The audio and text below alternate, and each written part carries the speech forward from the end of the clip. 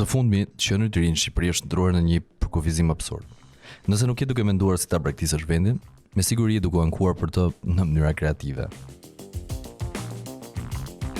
Një vit më parë, Tirana u zgjodh kryeqyteti Europian i rinisë, duke çliruar kështu burime të mëdha financiare dhe dije për të rinj shqiptar në angazhimin e tyre. Mira aktivitete, mira individ dhe organizata pan projektet e tyre të mbështeten fal punës në grup të Bashkisë Tiranë, Kongresit Rinjor Kombëtar dhe Titullit Evropian.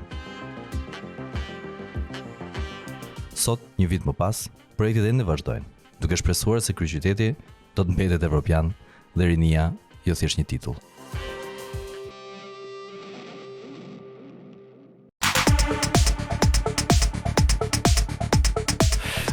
Ivan, thank you for being here. Today we are with Ivan Neirotti, the responsible for the title, the European Youth Capital title from European Youth Forum, and it's a pleasure to have you in Tirana, also in our podcast. Hello everyone, thank you Bekim for having me here. It's a pleasure to be here with you and have this conversation. So it's your first time in Tirana? No, it's my fourth time. I've been here already 3 times, thanks to the Titullin Youth Capital title last year. But it's my first time this year, so I'm very happy to be here and to enjoy sunny Tirana. Okay. The name sounds a bit Russian, but the surname Italian. So what's the personal story? To be honest, we have some Ivans in Italy. It's not very common, but it's a known name. But I always get this question, like, why are you called Ivan? Do you have origins from Russia or a Slavic country? But no, I'm originally Italian, and I live in Belgium. I've been living there for more than 10 years, so that's also part of my identity now, of course. So what's going on with the European Youth Forum? What's happening there? What's the projects here in the region, in Tirana? Well, there's a lot going on, of course. We do work with more than 100 different organizations all over Europe. So we are a platform, and we try to gather all our members together to really discuss and bring to the attention of the political level important topics that are relevant for young people nowadays. And we know how many different issues young people are facing today. So many things are happening. We do projects, we organize events, we do campaigns.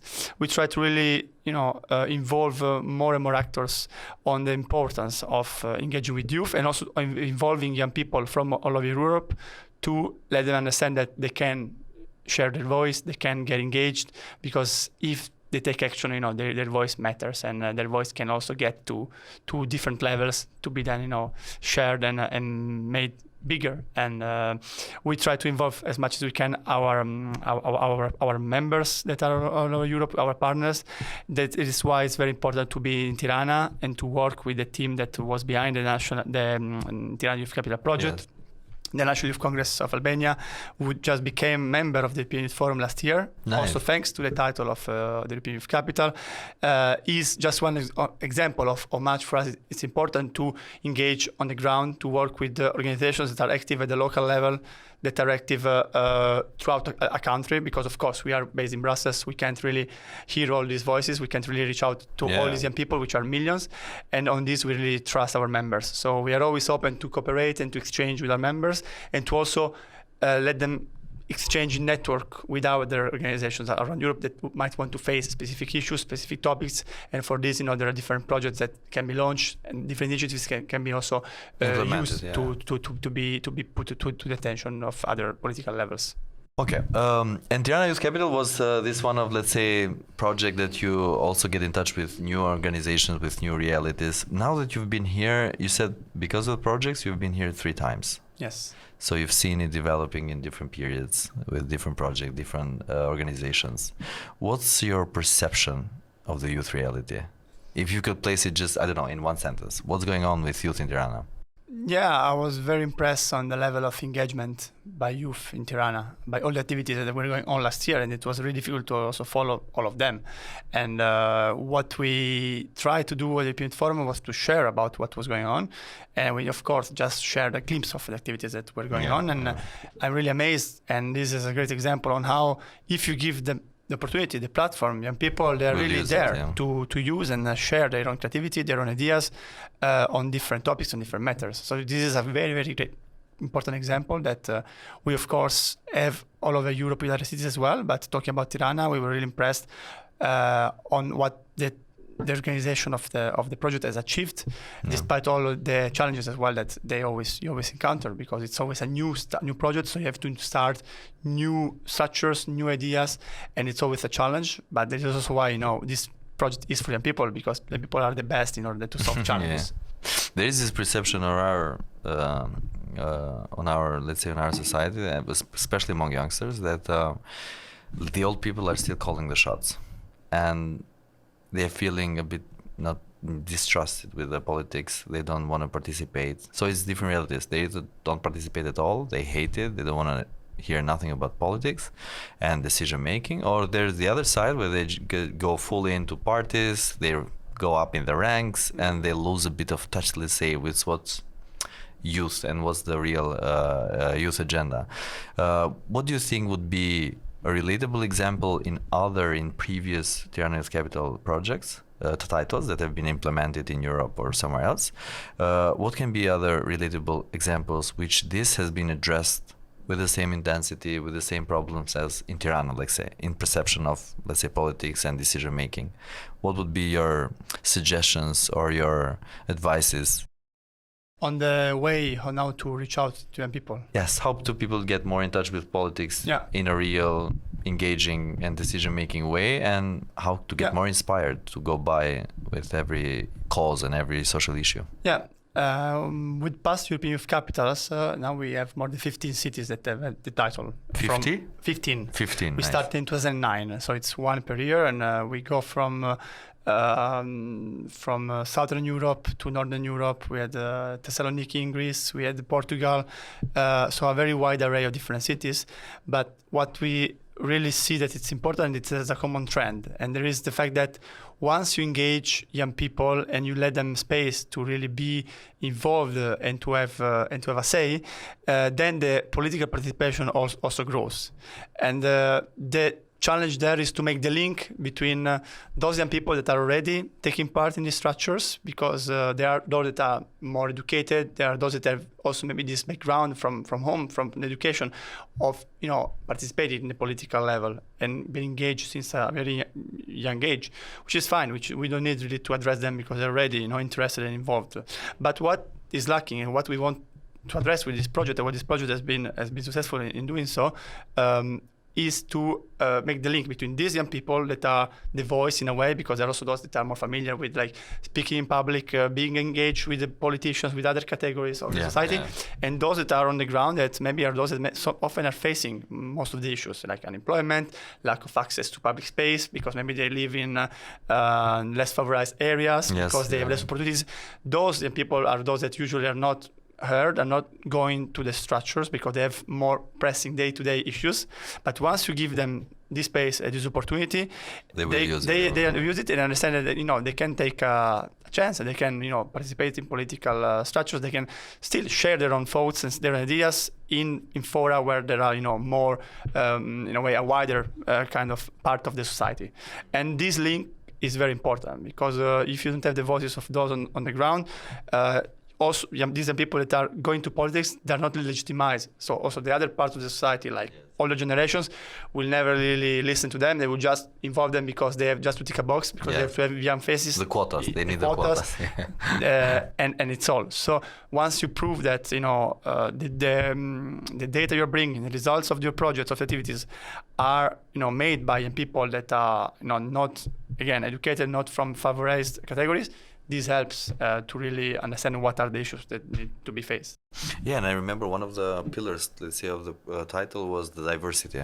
Also in Tirana, you have, in general, the youth participation always is based on, let's say, gender identity, sexual identity, other social causes. Yes. And in Tirana, it's getting more and more, in my perception, there are people who can debate it, but it's getting more and more easy to talk about these topics. And you have more examples of people making it in Tirana, being gay, being queer, having their own businesses, having their own, let's say, professional life where they are fully exposed, but still remains a very delicate topic in the mainstream discussion, let's say. So how do you think these kind of projects, or in general, NGOs, youth NGOs can help in this sector? How can they engage with these communities better to have them more heard in the public sphere and in decision-making in general? Yeah, again, this is one of the key factors that also award this title to a specific city. So the cities, they have a plan, a proposal, they apply for this title, and there is a jury composed by different organizations around Europe that also are working on diversity, on minority rights, and they really see, what the city is bringing, if this is an idea that really is involving more young people. I was talking about less favorized communities, but this also means involving different youth categories, because youth is not just one category, it's very diverse, it's all parts of the society, and specifically talking about LGBTQI groups, talking about migrant groups. Of course, then in different countries have different percentages of this group, but specific, especially on LGBTQI rights. Of course, there are these categories everywhere, but in some countries they are still very, very silent for a societal background and for some societal issues. And this project also is there to give them space and to give them possibility to really be part of the whole discourse about what is important for young people, what they need in terms of space and voice, and how this can also show to the society that they are part of our community. And this is also one of the game changers that we saw, in the different cities, including Tirana, and it's important to keep up on this, because it's a way to include more and more young people. And this goes back to the discourse of political participation, because if you want political participation, you want to have all the groups that make up a specific category. Yeah, one of the, let's say, tendencies that young people, young professionals, even students are experiencing now is leaving the country. So it's a different brain drain. It's a brain drain since the beginning, since they're young. They're leaving the country to work abroad and build a life abroad. And besides being, let's say, representative from the European Youth Forum, you're also an Italian. So what would be your suggestions as our neighbor from the other side who have maybe experienced the same thing, let's say in the 60s, in the 70s, I don't know, a bit earlier than us, that young people wanted to leave the country? How did they manage? How did you guys manage? What could be your advice to young people who feel desperate, like Albania can give me nothing, so I need to leave as fast as I can? And if there is a project going on in Europe, I will apply there, I will go there. So what would be your let's say, your advice to this situation, to this problem, let's say? Well, I believe that here we're talking about two different aspects, two different sides of the same coin, in the sense that it's important for young people to travel and go abroad, because you want to learn, you want to become a more a better person, in the sense that you want to understand how Europe is made, and what traveling. I'm talking a personal note. For me, like, traveling is one of the best ways to grow as a person. So I think that young people should deserve the possibility of traveling abroad for studying, for working, for periods of time, and we also support this European Forum. We are advocating for more access to traveling, Erasmus funding, exchanges, also for those that have not the means to normally do that. So it's also another problem of, like, who you involve, not just those that normally they can afford it. This is one point, and this is very important. The other point is when people are obliged to leave because they don't see a proper life in their own country, can be for economic reasons, for social reasons, for lack of rights. This is a real issue, a real concern that it's important that needs to be tackled. And I know that in the Western Balkans, this is a very, very pressing issue. And I think that, again, giving space and voice to young people to share their concerns is a way to tell them, if you want to stay here, you can also maybe stay here and have a chance to change things and participate. But of course that, often the main driver is economy, and here now we're talking about something wider, about economical opportunities. And also on this, we advocate for more attention to young people rights. There is, a youth guarantee that allows companies to better hire young people. And it's important to have this mechanism around Europe, so that also those that want to stay can stay. It's not always easy, of course, but this should be like long-term goal, long-term trend. So, of course, traveling is important, but it's important also to have the chance to come back once you travel to invest back. And when I hear these stories, these are positive stories that it's good to share. And maybe also in your podcast you touch about this, because I think that once you come back with your your own baggage, you can really bring a lot to the community. And this should be the rule. The goal, yeah. Maybe at the end of this very nice conversation, what is your expectation now from this region? What do you see happening with youth NGOs, or let's say with the European Youth Forum engagement in the country? Now with your experience with the capital, Youth Capital, what do you see happening in the future? Yeah, first of all, the experience of the Youth Capital is not over in the sense that once a city and a community gets this title, the goal is to being effective in the long term, to have a legacy that can really stay sustainable on its own, on a longer run. And this is what we have seen with the previous youth capitals. So I wish and I believe that Tirana will be capable of continuing working with this basis on a good collaboration between different authorities, because you need to collaborate with the public authority and with different stakeholders to go on addressing these issues. And I think this will also be a reference also for the other cities in the region on how to better work with young people. And more generally, in the region, there's a lot going on, as we already also mentioned about different topics that are important here. But I see that, especially coming from Brussels, we talk a lot about enlargement. And it's always, it's always on the hot topic, the mouth of everyone. And I believe that youth are key for enlargement in the sense that youth are those that. In a way, they deserve and also have the resources to really bring what the countries need, in order to then, be part of the European Union. So they need to be considered in all the discussion, in all the aspects. And I believe that, through also the platform that we provide, the European Youth Forum, we can already, show that these young people are part of Europe, already part of different structures and initiatives that are going on at the European level, and they can set a very good example, also for other parts of the society. So our members from the region, there are also some countries that they have national youth councils that are not members yet, but we collaborate with them. They are, key players. We want to support them as well in these efforts. Ivan, you said that you've been working in the region for several years, right? More or less, yes. In my previous experience, I was already working on the region, not on youth, but... Well, what year are we talking about? Since when you came to Balkans to work? I would say 4 years ago. 4 years ago? Yes. Do you think that, in general, not just Albania, considering all these, let's say, international shifts between what's going on in Ukraine and everything else, do you think the youngsters in Balkans are getting more European or less European?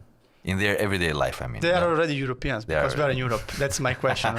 So it's a very straightforward one. So this is Europe. Okay, great. Thank you, Ivan. It was a pleasure to have you here, and I hope we'll see each other again in the near future. It was a pleasure. Very nice to be here. Thank you. Thank you.